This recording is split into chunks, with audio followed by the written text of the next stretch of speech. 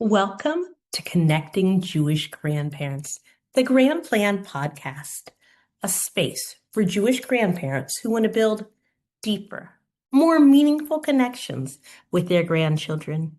Or maybe you're an in-betweener like me, somebody who sees the value of connecting their parents to their children in meaningful and productive ways. I am Sharona Hassan, the founder of Grand Plan, and I'm here to help you share your love and your values and your presence in ways that your grandchildren will carry for a lifetime. We are here to build joyous Jewish legacies. So whether you're next door or across the ocean, you are in the right place. Welcome. I hope that today you will learn something that helps you to be the grandparent you want to be. I'm thrilled that you're here with me on today's episode where we look at Parashat Va'etchanan. Now, each week when I read the Torah portion and I look at the commentary, I try to think about what part of this Torah portion is what grandparents need to know. What is most relevant? And I try to share it with you in 20 minutes or less. So there is a lot in Va'etchanan, but there is. Within the many treasures of the Torah, there is one part which I couldn't not discuss. I couldn't skip it out. And so it has to be the focus of this week's episode, even though there is a lot to share and cherish. It really is a packed parasha like many. It has a lot of different repetitions. The 10 Commandments are given over again, repeated. As I said, all of the book of Devarim is going to be Moshe reflecting on things. We'll see if that's really true today. We have pieces that we recite in the Haggadah on Pesach night with our families.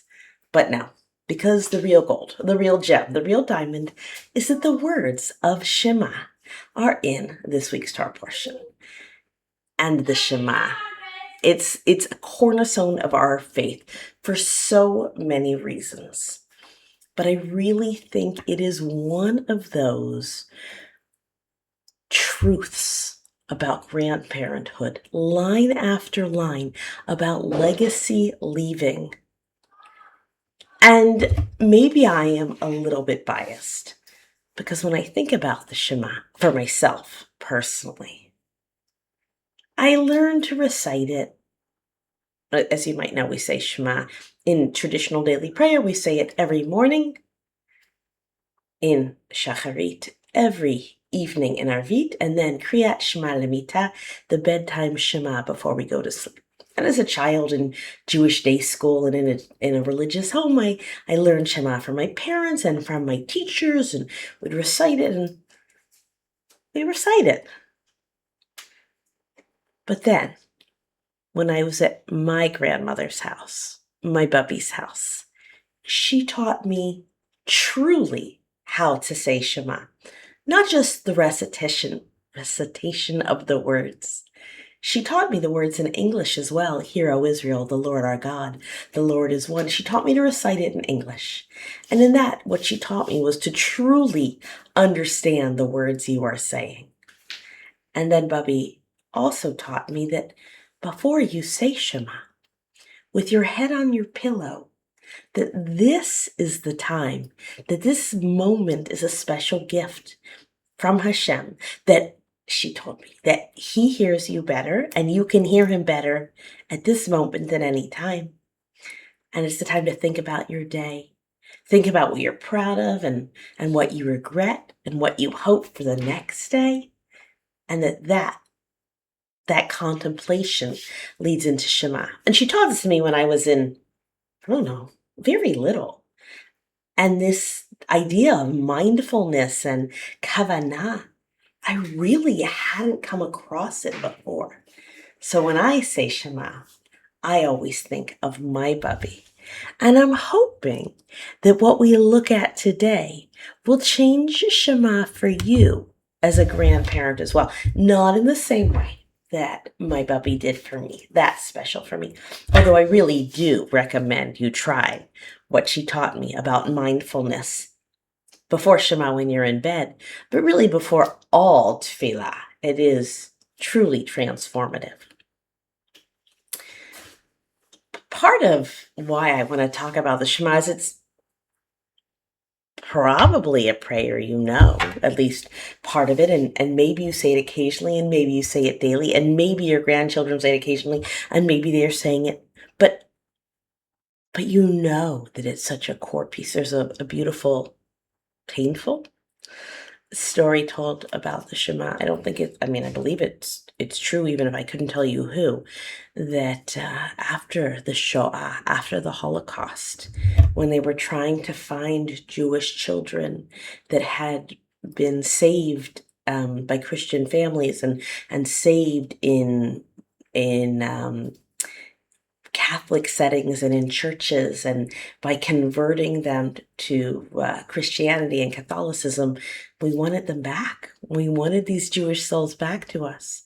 And they said, well, you can't. We don't know anymore who really was a Jewish child and who is a Christian child. There's no way of knowing now. So they went at night before bed into a room of an orphanage, a Christian orphanage, I suppose. And they started reciting the words of Shema. And the children who cried out, they knew that those were Jewish souls. Those were Jewish children yearning to come back to their families. I share that story, and I share my bubby's story. But I want you to think about your own story and your own relationship, because that's the first words of Shema. Right? The opening pasuk of this crucial prayer, Shema Yisrael. Before there is what you need to do, before there's instructions, before there's mitzvot, there is a relationship. Hear, O Israel, the Lord our God. The Lord is one. It is acknowledging that relationship with the divine. That connection, that responsibility, and you can only go through a plan if you start with a connection. So Shema starts with our connection to the divine, but that parallel is true for all grandparents and all people. That until you're able to say, this is who I am, and this is who you are, and Shema, I am listening, you can't proceed. So make sure that Shema, that awareness of who you're speaking to, and the listening, that it's there from the get-go. We can't move forward without Hear, O Israel. You can't. And I think the grandparents, from their life experience, are more able to understand this than anyone else. It's not by lecturing. It's through that seeing your grandchild, seeing prayer, blessing, marveling, trusting, and living, that we are able to really be able to do and to be. All right, so that is the first line in our relationship with God and in our relationship with our families. Okay. The next words of Shema that we whisper, well, I guess I should say, and why is our hand on our eyes when we've said that? That is to block out anything else and to concentrate fully on that relationship. So when you're with your grandchildren, you're not covering your eyes, you're fully present. But in that relationship with the divine, we have to block everything else out so that we're only concentrating on him. The next lines of Shema, of Baruch Shem, are not actually here in the Torah. They're not included at this time. What comes next is Ve'ahavta, and you love. Love comes after connection. You are you, I am me, I see you, I hear you. I love you. Understand that might be obvious in the grandparenting situation, but in our relationship with the divine, that the cornerstone of that relationship is not obligation, it is not command, it is not guilt, it is not anything negative. It starts with love. I could go on really forever on this topic, but then the podcast will be a lot more than 20 minutes. Maybe some other time I will talk about love of Hashem versus fear of Hashem and the role of grandparents and all of that. I've lectured on it in a few different settings and it's amazing. But back to Shema. We're talking about love of the divine in the text. But if we think about that love with our grandchildren, what are they going to remember? I feel like this is something I talk a lot about too. Is it what we believed or grandchildren are going to remember what we loved. It's as simple as that. And we don't articulate what we love very often. I mean, yes, we say, I love you, or, oh man, I love chocolate, but they see it. They are so incredibly observant. Do they see how you love Shabbat, how we love other people, how we love them, how we love Torah, how we love being together? We model that love, and that love is core in our Jewish lives and in our family lives. All right, so the Shema laid it out really clearly. Step 1, Shema. Hear that relationship, see that relationship. Ve'ahavta et, that love. It is all based on love and nothing, well, not nothing more. But if you're not there with love, does anything else really matter? And as we move on to the next part of Shema, we'll call this part 3, I guess. V'hayu hadvarim ha'ele, asher anochi mitzavcha hayom alevavecha. Do you notice that order of what I just said? I mean, I did say it in Hebrew and not in English. These are the words. We're starting with al levavecha, on your heart. Okay. Lev, heart. So we've said it's about loving, but now I want to see this as intentional transmission. All right? Al levavecha, v'shinantam levanecha. V'dibarta bam, and you speak about them. V'shinantam levanecha, and you teach them to your children. I could have started there, that this is like the very middle, the very heart of the words of Shema, that we're going to teach it diligently to our children. But we couldn't have gotten to that place if it was, and now you will diligently teach, because it would have lost where we started, which was establish relationship with love and with our hearts. And only then can you begin the work or pleasure of diligently teaching your children.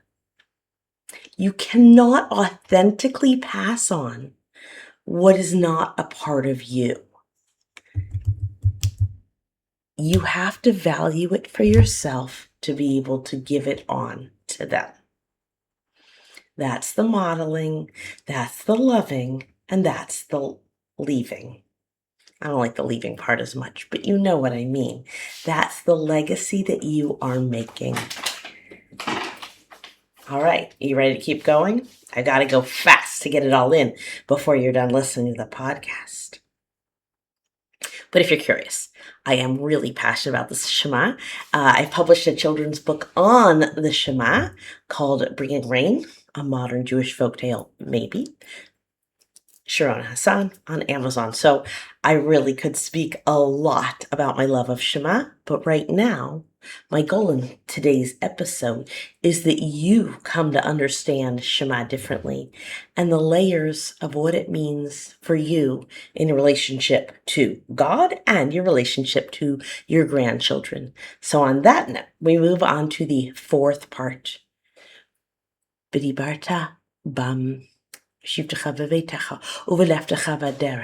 So what does this mean? And you will speak about them in your houses and when you're going along your way.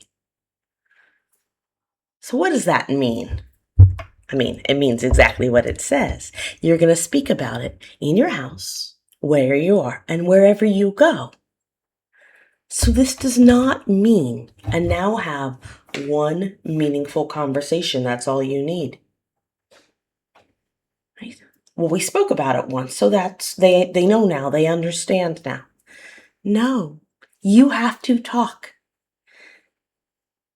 And again, this talking, the Shema is talking about God and Judaism and our religious values and our love of Hashem.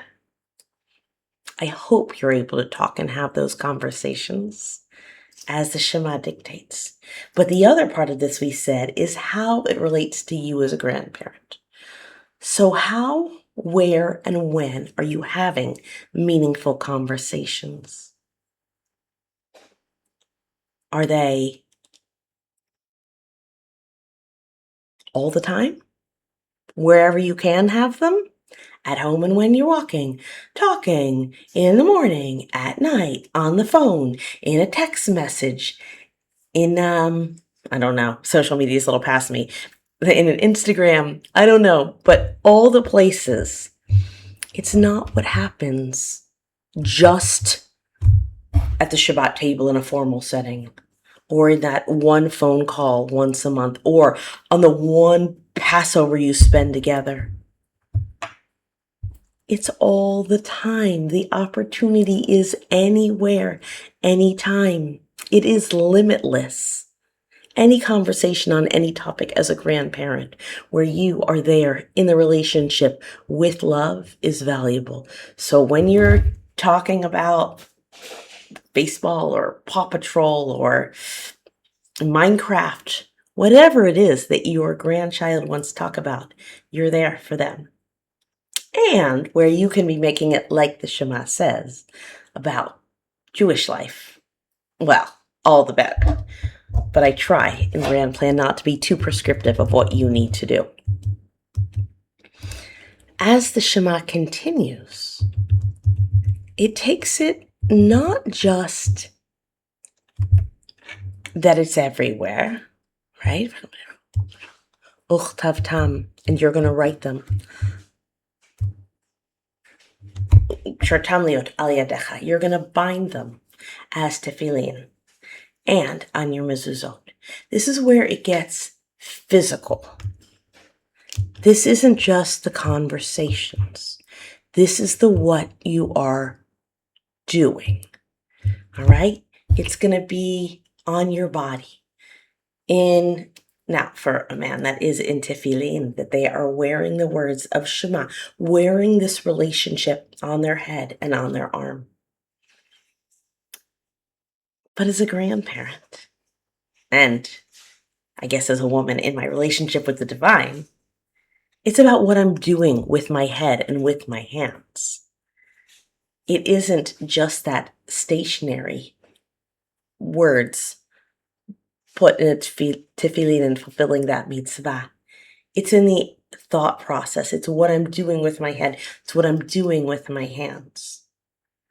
And so as a grandparent, that's the same with the relationship with the divine, but in the relationship with your grandchildren. How are you physically showing up? And that mezuzah, maybe it's just on your front door, but the words of Shema are saying it's on your doors and on your gates. It's not just the finite area of your house.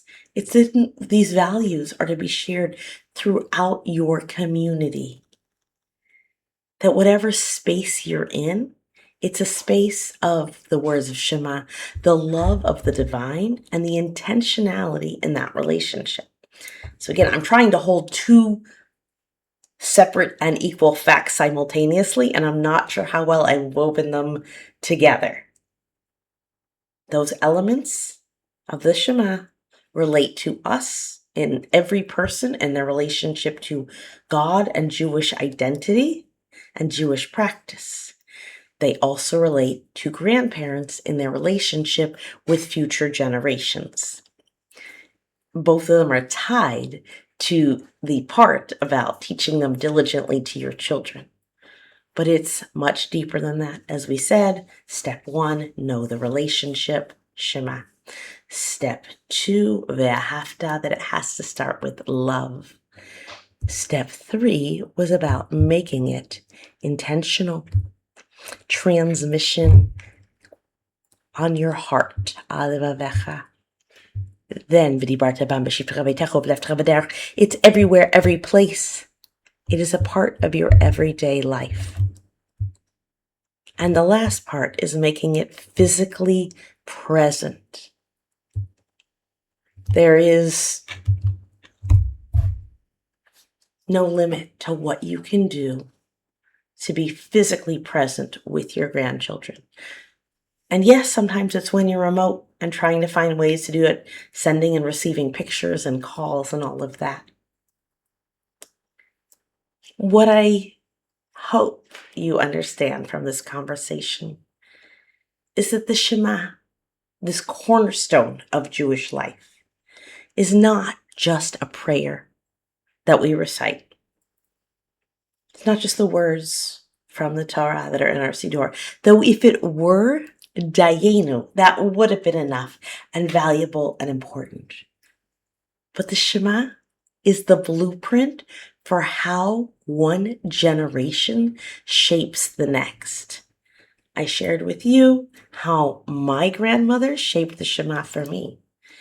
And it is one of my greatest goals to be shaping it for my children and for the children of the world. Like I said, I published a book on this topic of Shema because it is so crucial on the simplest level and on the deepest level.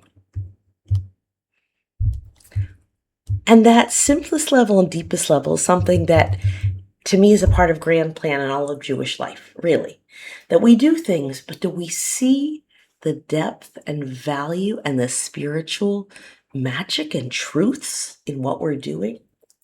So that's my hope, that each week we can unpack a little bit more about what exists in Jewish life that we maybe take a little bit for granted, but that has so much power.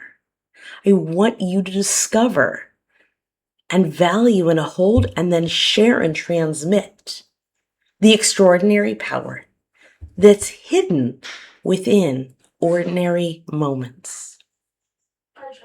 And I think that grandparents have the ability to understand that more than anyone else, because you know the little hand, the tiny fingers wrapped around your index finger, the value of that moment, the power of that little human and what they mean to you. And so just as being a grandparent is amazing, I want you to discover in our Jewish world what there is so that you're able to reveal it, revel in it, and transmit it. So, as I said, there's a lot in Va'etchanan, but I hope that the simple elegance of Shema resonate with you. Relationship. Hear, O Israel. I hear you. I see you. I know you. 2, love. Ve'ahavta. 3, internalizing that these words will be upon your heart. Step 4, that transmission. Teach them diligently to your children. Step 5, the integration, but really the constant, never-ending opportunity that all the rhythms of our daily life have a space for it. And part 6, physical embodiment. We're writing them down for the mezuzah and the tefillin, but that physical, making it something that can be seen and touched and experienced. It's not just a prayer. It's a philosophy of Jewish continuity. And I said it's in your mezuzah. So when you're walking into your house or walking out of your house, you're coming past these words, this cornerstone of who you are, who God is, who you are as a grandparent, and the potential across the board. So stop and give that mezuzah a kiss. When you're saying the words of Shema, take a moment to reflect on the power of what they mean for you as a person and for you in your relationship with the Almighty. I am thrilled that you were here today to join me. Please rate, review, and share. Share the power of Grand Plan with anyone that you know would benefit from working to uncover the same powerful truths of Jewish life. This is coming out before Tisha B'Av, so I hope that your lead up to an experience of Tisha B'Av is meaningful and powerful, and that maybe we have the power to bring Mashiach this Tisha B'Av. May it be, in spite of it all, a wonderful week.